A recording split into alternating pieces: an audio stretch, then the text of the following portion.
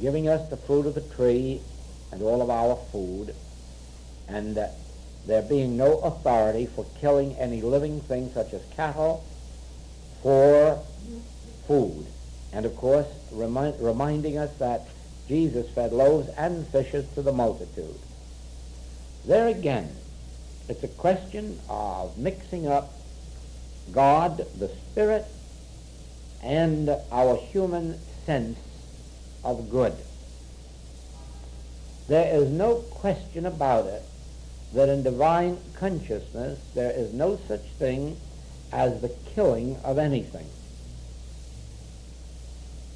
There is no such thing as the destruction of anything in God's creation. That is why, as we rise high enough in consciousness, we no longer look upon snakes as venomous, poisonous, destructive.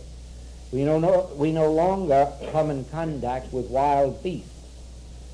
In the kingdom of God there is no such thing. Nor is there any such thing on earth, except as we, in our sense of separation from God, have labeled these such. We have labeled these, that is, the human world has. We have accepted that, and we find it so to be. In the same way, we have built up this sense of requiring meat and fish, and we have it so. It has nothing to do with God's kingdom. God never ordained that we should eat meat. On the other hand, while we are in this sense of existence, we will appear to require it. That doesn't mean that many people haven't given up the use of meat and fared well. Oh, certainly, meat is not an absolute necessity, even from the human standpoint, because there are plenty of foods that have all of the qualities of meat. And in giving up meat, one would not give up any of those qualities that are supposed to be in or of meat. And therefore, even humanly, meat is not essential. More so spiritually.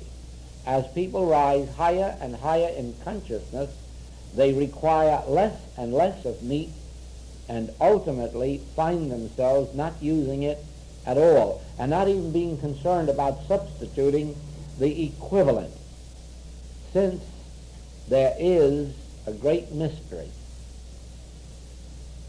This has been covered in a Seattle class, in which the unfoldment came that consciousness embodies all food values, not food itself. Food is an effect, and food will have the effect upon us which we give it.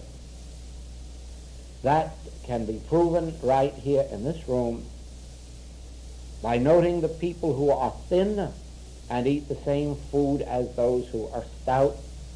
The food that makes one thin makes another stout. The food that is food to one is poison to another. The food that is tasteful to one is distasteful to another. How can that be? How can the same piece of food be tasteful and distasteful? How can the same piece of food be fattening and not fattening? It isn't food that contains these qualities. It is our consciousness that contains these qualities, and the food reflects whatever power we give to it. And so it is, meat is not an essential. We give to meat its power. No other food is essential. As a matter of fact, we could reduce the amount of food we eat to a capsuleful and still derive the full amount of nourishment from it, because it is our consciousness that has the nourishment, not the food. You can watch that if you experiment with it.